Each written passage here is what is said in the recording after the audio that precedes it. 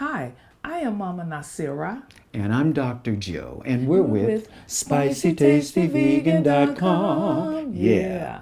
Now, today we are going to make real vegan cornbread. That's right. Cornbread without the eggs and all of that stuff that a lot of us are used to. So, we're going to start off with our recipe. And I would advise everyone, whenever you're using these things, follow your recipe. If you don't, you can end up with another creation. And it's okay to pin it on your wall. Okay, so the first thing we're going to do is have 1 teaspoon of baking soda. Now, I've already pre-measured these things so that this video can go faster. So here we go. Okay. So 1 tablespoon of baking soda. And next we'll use a 1/4 cup of polenta. 1/4 cup. Polenta looks something similar to grits, and the difference is they're made differently. Different types of corn. And more coarse as well. Polenta is made from flint corn. That's the round corn you have when you dry it, and we make popcorn out of that. It has a more dense, starchy center. And grits is made out of dent corn. And they call it dent because when they dry it out, it has an indentation on it. But it has a more intense, I'd say, flavor. Yes, it does. And of course, it's coarser. It's coarse. So there we go. And it tastes good. And our next ingredient, we're going to use 1/2 cup, 1.5 cups of cornmeal. You can use either blue, yellow, but we decided to go with the blue. Now, the blue cornmeal itself is grown basically in the southeastern part of the United States and Mexico. The yellow cornmeal is more popular in Northern California, but this is the reason it's blue because it has a very dense anthocyanin content, and all of that means it's a plant compound and a color pigmentation, and in it, it is very rich in antioxidants, and these are things that help to repair your body from damage caused by oxygen damage by free radicals. Yes. And it is a wonderful taste. It's more intense than the other corns. And it also has the same ingredients in the blueberries, strawberries, asparagus, eggplant, red cabbage. All of these have the same color pigmentation and also the antioxidants in there. So those are just a few. So we're going to put in our blue cornmeal. And that's going to be 1.5 cups. Now, you have, in terms of flour, which you're going to put in, you can choose from a variety. We have many options. Here we have quinoa, buckwheat, spelt, rye, amethyst, coconut. But for today, we're just going to use 2 to make the other cup. And those 2 are going to be quinoa flour, and buckwheat. So with the quinoa flour and the buckwheat, I put them both together to make 1 cup. Put them together, and we're going to add it. Quinoa and buckwheat. Now, quinoa, as you know, or some of you may know, is considered the mother of all grains. Very high in protein content and antioxidants. It's gluten-free. And it's more coarse and it's healthier and it feels good. Okay. Ingest it. Now next we are going to add our mineral or sea salt. And we're going to use Now the reason we use mineral salt is because a lot of you are familiar with table salt. And table salt is mined in salt mines. They use high pressure hoses with heat, and that changes the molecular structure of the table salt. And so your body can't really ingest it. But to make it pour better, what do they use? They use talcum powder. Yes, the FDA has a special circumstance where they allow up to 2% talcum powder. They have cyanide and aluminum derivatives. They also have crude oil chips. Bleached crude oil chips, my God, and sugar. Yes. just so it can pour better. And we know this is going to end up with more inflammation, more pus, and more mucus in the body. So we recommend you use sea salt or this, Himalayan mineral salt. and it gives you those trace minerals that the body needs. They call them trace because they're very small amounts. And And aren't those calcium and phosphorus? you're absolutely some right. Minerals that, Those are some. And so here we're going to use just a pinch. On our recipe, it calls for a half a teaspoon. And So let's so put a that little would on be about this much. nope, too much. Is that Yeah, half a teaspoon. okay? Voila. Okay, next. The next is sesame seeds. Okay. And sesame seeds actually can take the place of eggs. And there's more nutrients in the sesame seeds that's more complementing to our body types. We have magnesium, we have copper, and magnesium and copper. And That's part of the trace elements that the body requires. And so for our sesame seeds, we are going to put in how much? 2.5 tablespoons. 2.5 tablespoons of sesame seeds. So let me reach over here. 2.5 tablespoons. Okay. Uno. Dos. 2.5. And Oh, okay. a You're not gonna half. use a half a spoon. I Or can you're just gonna use a guess. half. Okay. Guess me. That's about a half. Sure. But if you like, I can use a half. Oh no, it's Okay. good. Voila. Now you can't. This is not an exact science. So if you go over or under or you're missing a few things, it's still going to turn out great. And what we've always said, when you make this vegan blue cornbread, you cannot make any mistakes. All right. Next, we're going to put in baking powder. Baking powder. Okay. And baking powder, I'd already measured it out. And And for it's our baking aluminum powder, free, and it's also aluminum free. absolutely. So here we go. Baking powder. And that's And we need 1.5 tablespoons, excuse me, Tablespoons. of baking powder, yes, indeed. aluminum free. Okay. And next we are going to put in maple syrup. This is our sweetener. And if you're going to use a sweetener, this is natural. Now all of these things are organic. So maple syrup. How much are we putting in? And we're adding 1/4, or I guess 1/4 to 1/3 cup of maple syrup. Yeah, that's to your taste. Some of you may prefer Oh, less. one or the other, yes. Or the other, and it's okay. And since maple syrup is from the sap, it's a lot healthier than a lot of our other sweeteners. So we Yes, prefer the maple syrup. absolutely. Okay, so now we have maple syrup. Let's put in some oil. You can use olive oil if you like. Extra virgin olive Extra oil. virgin, and the reason it's extra virgin because if it's not extra virgin, they put in vegetable oils. Now, for some of you that do not know, vegetable oils. Boy, that sounds healthy, doesn't it? does. But unfortunately, It's it's just not. part of wonderful commercial marketing. Whenever you take vegetable oils and you heat them up, or as in refinement, the omega fats in there, they turn rancid or spoiled. But you don't smell them because they put in deodorizers and other stuff that basically when it gets in your body, you have a battle going on. And we're talking about, once again, more inflammation, pus, and mucus. So we would recommend that you stay away from that. vegetable oils. So we're going to use coconut. Coconut oil. Whoops. Okay. Coconut oil. And So the coconut oil is 1/3 cup. okay, so we have our coconut oil. Now, coconut oil, depending on the room temperature, it can seem to like solidify, but if it's a warm place, it will be very clear and liquid. Okay, I want to make sure we get all of this because I had measured it almost exactly. Right.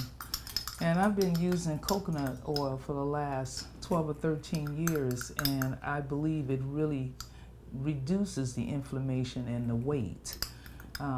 When you eat those vegetable oils, most people are eating it because they're not aware. It puts more weight, which is the inflammation. So if we can start using more raw coconut oil in our cooking, it would be so much healthier for our bodies. You know, the healthiest people on the planet, they have about 90% coconut oil in their diet. It's some good stuff. Some people, they even use it when in the morning when they get up, put it in their mouth, and they do their what is it, swatting, or what do they call it? And it helps your teeth, your bones, your teeth. It's pulling. Pulling. There you go. Pulling, yes. Pulling is really good, and it also, if you have, I noticed with a tooth, it had a sharp edge, and after pulling, it prevents cavities. Yeah. And some people, they just take a teaspoon of coconut oil a day to help them with their bowel regulation. Right. So Okay. keep things moving. And we'll go on to the liquid, and we have hemp milk. Yes, hemp milk, or you can use almond milk. It's optional. So here we're going to use hemp milk. And we're going to pour that in. And again, hemp is one of the mothers of the plants with the antioxidants. Okay, good old hemp milk. We don't have much left. And there's another liquid, a wet, is a cup of water. Okay, put in the water. Yeah. And lastly, we're going to put in some Seaweed. and we're going to put in a tablespoon of this. Now, we've been using hajaki, but you can use any kind. But the hajeki is, it solidifies, or it cooks more into the bread. Okay. And now, this is the part that I look forward to, and this is the stirring of the vegan cornbread. Okay. Please make sure that you stir it well. And you notice that Dr. Joe is primarily working on this cornbread because this is his job. He makes all the cornbread for all of our events. So I always have an opportunity to work on other food, and he works on this. So he's the pro at baking as well. Just tell the audience the truth. I have to work for my supper. And this is one of the ways I do it, by working in the kitchen. But since I consider working with Mama Nasira a work in heaven, I don't mind working in the heavenly kitchen. And it's nice to make sure that you have all of the powders blend together. Now, there is no time limit. You just stir it until you feel comfortable with it. And it looks good. It looks like you've stirred it quite well. Well, In a few minutes, we'll show you how it looks. Good job, Dr. Okay, Joe. so this looks like... Now, there is no rule about how long you want to stir your cornbread. Just stir it until you think it's mixed well. And make sure it has a consistency that's similar to this. Okay, next, we're going to grease our skillet, and we're going to use this one here. You don't have to put much in here. Once again, we're using coconut oil. You could use extra virgin olive oil. But it's preferably better to use the coconut oil because coconut oil works best in high heats. And so we don't want it to go bad, and then it affects our consistency, because I think it does in cooking plant-based. It really determines on the time of the year that these ingredients are grown. Now, coconut oil is also going to give you a nice nutty flavor. So once we put it in the bottom, then we sprinkle a little sesame seed in the skillet. Not too much, but just enough to lightly coat the bottom. Okay. That's good.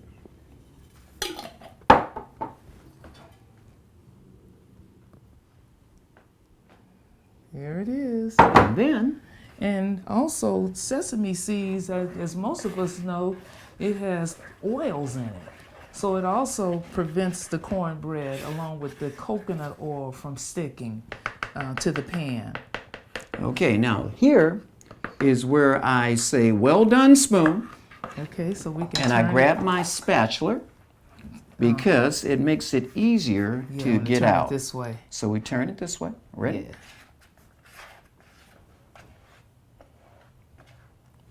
Good job.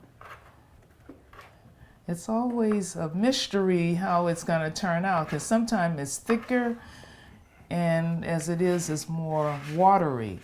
And I believe it's because it's the time of the year and it's been warm, so it has a different look today.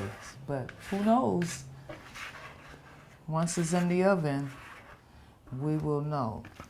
Okay, now once we've done this, we make sure that our oven has already been preheated. And here it's preheated to 350 degrees Fahrenheit. And we're going to put it in the oven. And we can cook it anywhere from 35 to 38 minutes. And we'll put it in the oven. Do we need to see that? And here we put in the top of the oven. Set our timer. For 30. 35 to 38 minutes. Do it again. And there you go. We wait and we'll see what we come up with. While the cornbread is doing its thing.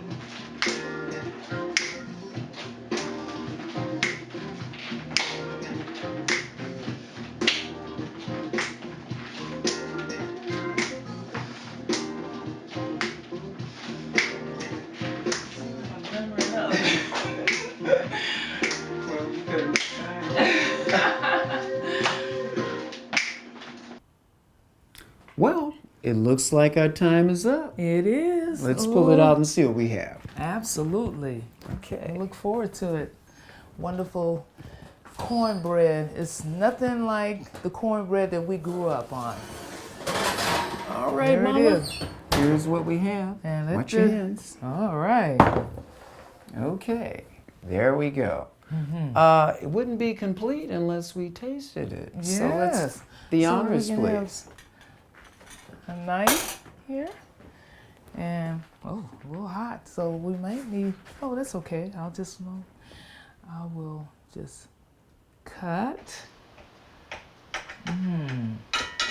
Looks good. Smells good. And we'll just cut small, like a triangular. Oh, it cuts really well. Wow, it looks like cake, doesn't it? I can't wait. Yes, bring the plate over, and you can take out and it's just holding so well.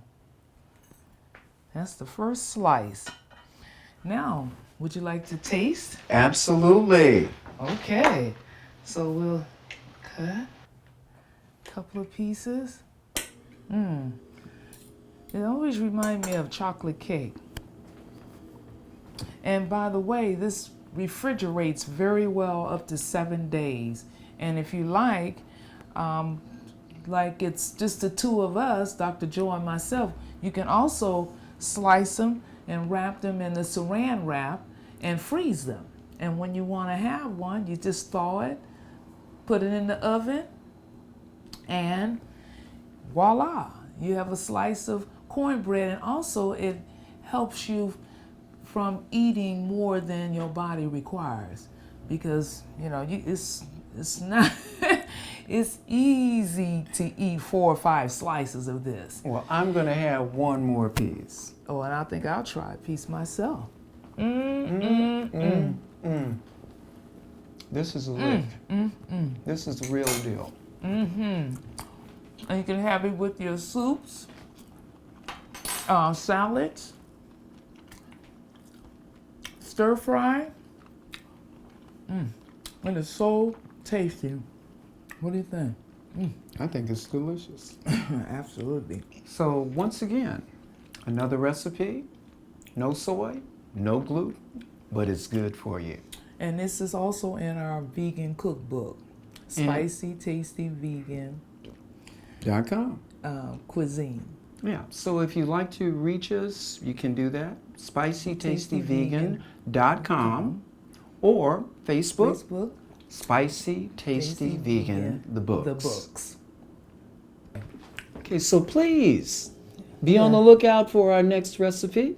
Yes, stir fry, and it goes very well with the cornbread, and it's all seasonal stir fry, like your dandelion, your kales, your cauliflowers.